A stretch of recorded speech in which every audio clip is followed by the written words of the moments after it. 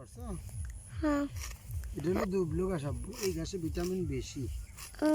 এই ঘাস খালি কি করে পুষ্টি পাই? হ্যাঁ, এই ঘাস খালি পরে অনেক দুধ হয়।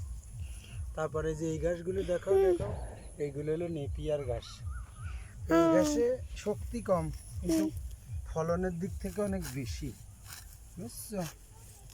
আর এই ঘাসে হলো দুবলো ঘাস, প্রাকৃতিকভাবে হয়, এগুলো অনেক ভিটামিন। এগুলো খেলে দুধ হবে না? হ্যাঁ বাবা, এগুলো খেলে অনেক দুধ হবে না? হ্যাঁ, সেই দুধ তুমি খাবা, তোমার ভাইয়া খাবে, তোমার দাদু খাবে, তোমার আম্মু খাবে। তারপরে দুধ দিয়ে কি হয় জানো? কি দুধ দিয়ে ঘি বানানো যায়। ওই দিনকে আমরা ঘি দিয়ে ওই যে বিরিয়ানি পাক করলাম, ঘি দিয়ে। ঘি আর দুধের এলাকান তার সেমাই রান্না করো, তারপরে যে দুধ দিয়ে আব্বু একটা শব্দ আব্বু একটা বাক্য তৈরি করবো কলম দিয়ে। বলো। আমার কাছে 2টা কলম ছিল, আরো মা 5টা কলম দিল, তাহলে কয়টা হইলো? 2 4 5টা 7টা হলো। 7-এর যোগ বাদ দিলে কত হয়? কত বাদ দিলে? 6 আর 7 বাদ দিলে কত হয়? ভালো করে বলো।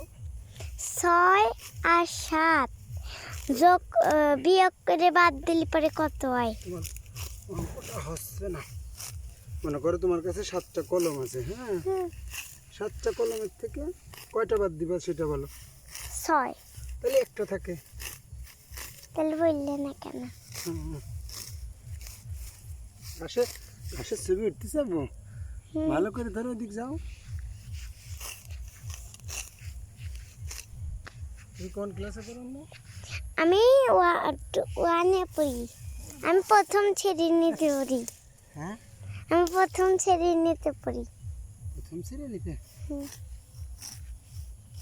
তুমি বড় হয়ে কি হবা? আমি বড় হয়ে হাফেজ হব। হাফেজা?